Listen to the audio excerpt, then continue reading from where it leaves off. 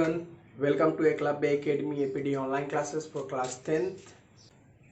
और आज आप स्टार्टिंग में काम कर दीजिए। आज हमारे चैनल को सब्सक्राइब कर दीजिए और बेल का घंटा ज़रूर बजा दीजिएगा, जिससे कि हमारी जो भी नई वीडियो हो आप तक पहले पहुंच सके, उसकी नोटिफिकेशन आपको पहले मिल सके। तो आज हम स्टार्ट करने जा रहे हैं क्लास 10th के फर्स्ट फ्लाइट बुक से ग्लिम्पसेस ऑफ इंडिया।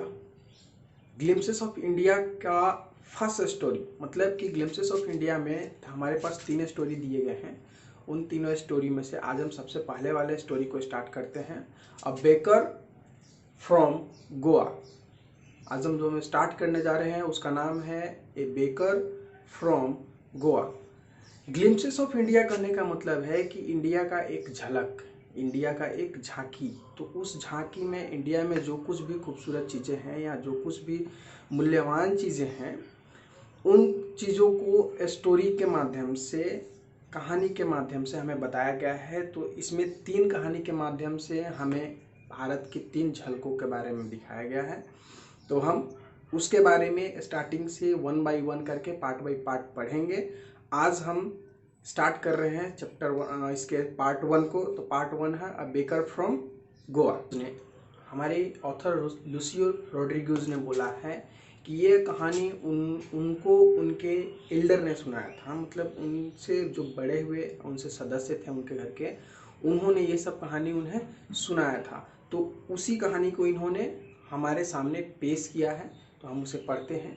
जैसा कि हम जानते हैं कि हमारे भारत में, आपको पता है कि सबसे ज़्यादा बेकरी कहाँ होता है, मतलब सबसे ज़्यादा ब्रेड, ये पावरोटी, ब्रेड, ये जो आप लोग घर में नॉर्मल खाते हैं, वो सब सबसे ज़्यादा बनता कहाँ है? जी बिल्कुल, सबसे ज़्यादा गोवा में बनता है। ठीक है, बेकरी का सबसे ज़्यादा उत्पादन गोवा में होता है और वहाँ पर इस चीज़ का उत्पादन बहुत पहले से हो रहा है। ठीक है, तो वहाँ का जो ब्रेड है उसे पुर्तगीज ब्रेड के नाम से भी हम लोग जानते हैं, क्योंकि वो ब्रेड का बनाने का शुरुआत वहीं के लोगों ने किया था। अब ऑथर बताते हैं कि वहाँ का जो ब्रेड है वो बहुत ही फेमस है और वहाँ के जो ब्रेड बेचने वाले हैं, बेसिकली वहाँ के जो पुर्तगीज हैं वो ब्रेड बेचने वाले को पैडर बोलते हैं, पैडर करके बुलाते हैं, उनका नाम पैडर दिया गया है। तो वो एक स्पेशल तरह का इंस्ट्रूमेंट यूज़ करते हैं सबको बताने के लिए कि मैं अब आ गया हूँ, या फिर जब भी कोई फेरी वाला या कुछ बेचने वाले आते हैं तो उनके पास अलग अलग तरह की इंस्ट्रूमेंट होती है। कुछ विसिल बजा के आते हैं, उसका अलग अलग म्यूजिक साउंड होता है। उसी तरह से जो पहले पैडर आते थे, मतलब कि जो बेकर आते थे पहले बेचने, उनके पास भी एक स्पेशल तरह का इंस्ट्रूमेंट होता था। वो एक बम्बू के स्टिक से जिंगल आवाज़ निकालते थे। ठीक है, एक बम्बू के स्टिक से जिंगल साउंड निकालते थे, जिसे हम झन झन कर सकते हैं। ठीक है, क्या कह सकते हैं? झन झन कर सकते हैं। इस तरह का स्पेशल साउंड उनके द्वारा निकाला जाता था। जब भी, अब आगे ऑथर बताते हैं कि उनके एल्डर बोलते थे, उनसे बताते थे कि जब भी सारे बच्चे सो रहे होते थे और वो बेकरी वाला जैसे ही आता था तो उनके उस इंस्ट्रूमेंट के आवाज़ को सुन करके, उस इंस्ट्रूमेंट के साउंड को सुन करके सारे बच्चे खुशी से दौड़ने लगते थे, झूमने लगते थे, उसके तरफ भागने लगते थे। क्यों? क्योंकि वहाँ का ब्रेड बहुत ही टेस्टी था और वो सब टेस्टी ब्रेड लेने के लिए दौड़ते थे। अब ऑथर बताते हैं कि वो जो बेकर थे, बेकर जो भी आते थे, वो दिन भर में बेकर को 2 बार देख सकते थे। पहली बार जब बेकर अपनी टोकरी में पूरे ब्रेड को भरे हुए आते थे और शाम में जब उसे वापस बेच करके जाते थे, तो उस समय वो बेकरी का वो बेकर उन्हें वापस दिखाई देता था। मतलब दिन भर में वो उन्हें 2 बार देख सकती थी, एक बार सुबह, एक बार शाम। वो जब भी बेकर पैडर उनके यहाँ आते थे झन-झन की आवाज़ के साथ, तो बच्चे खुशी से बाहर निकलते तो ज़रूर थे, परंतु उनके घर वाले उन्हें वहाँ पर जाने नहीं देते थे। वहाँ पर बेसिकली उन ब्रेड को कलेक्ट करने के लिए उनके घर से मेड जाते थे, जिनको उस समय नाम दिया गया था पैस्काइन और बेस्टाइन।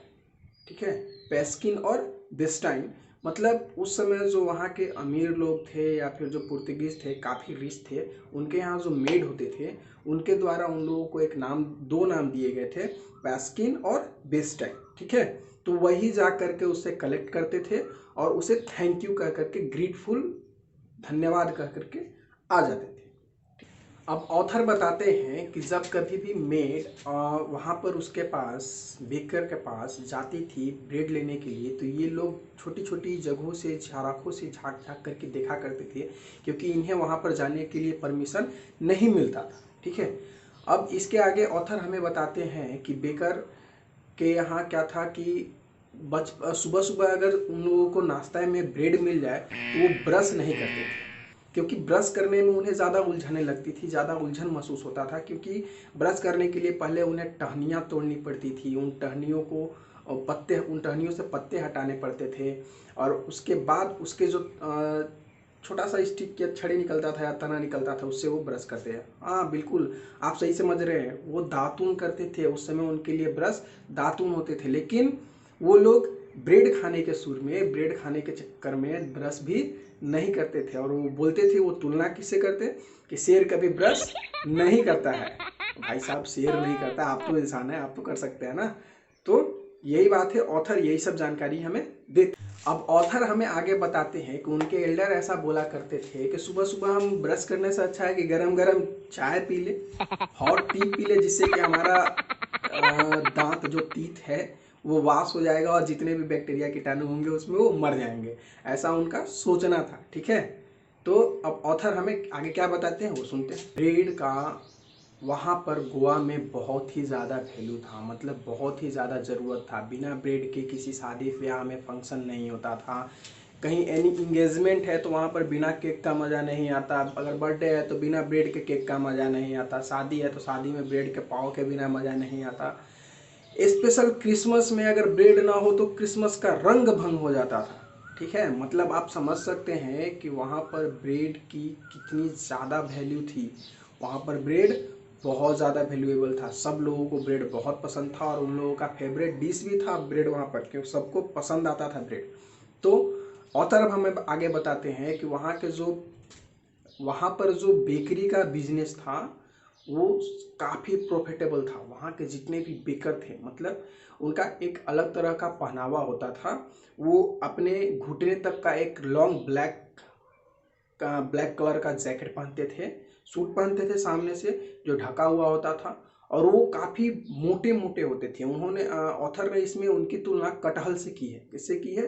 कटहल से की है, कि वो कटहल की तरह होते थे। मतलब आप देख करके उन्हें समझ सकते थे कि ये बिल्कुल बेकर होंगे। मतलब कौन होंगे? बेकर, क्योंकि वहाँ के जो बेकर होते थे उनका बिजनेस काफ़ी फायदेमंद होता था, प्रॉफिटेबल होता था, उसमें उन्हें काफ़ी लाभ होता था, और लाभ होने की वजह से वो काफ़ी अमीर होते थे, और अमीर होने से उनकी पेट जो थी वो बाहर निकल जाती थी। ठीक है, इसलिए उन्हें कटहल से तुलना किया जाता था। अब ऑथर हमें सबसे लास्ट में, इस कहानी के सबसे लास्ट में ये बताते हैं कि ब्रेड का गोवा में बहुत ही ज़्यादा इम्पोर्टेंस है। वो बहुत ही ज़्यादा वहाँ पे मायने रखता है लोगों के लिए, क्योंकि उसके बिना कोई भी फंक्शन अधूरा लगता है। तो यही था हमारे इस चैप्टर में, ग्लिम्पसेस ऑफ इंडिया के फर्स्ट पार्ट के फर्स्ट चैप्टर में, जो कि अ बेकर फ्रॉम गोवा है। अब इस चैप्टर से जो मुख्य क्वेश्चन है, जो इम्पोर्टेंट क्वेश्चन है जो आ सकता है, यही क्वेश्चन आ सकता है कि ब्रेड गोवा के लिए इम्पोर्टेंट क्यों है, या फिर क्या वैल्यू रखता है। तो ये हमने आपको बता दिया है, और इससे रिलेटेड जितने भी क्वेश्चन आंसर होंगे वो सब मैं आपको इसमें लिंक में दे दूंगा। तो बने रहिए हमारे साथ, लाइक करना ना भूले, सब्सक्राइब करना ना भूले हमारे चैनल पे।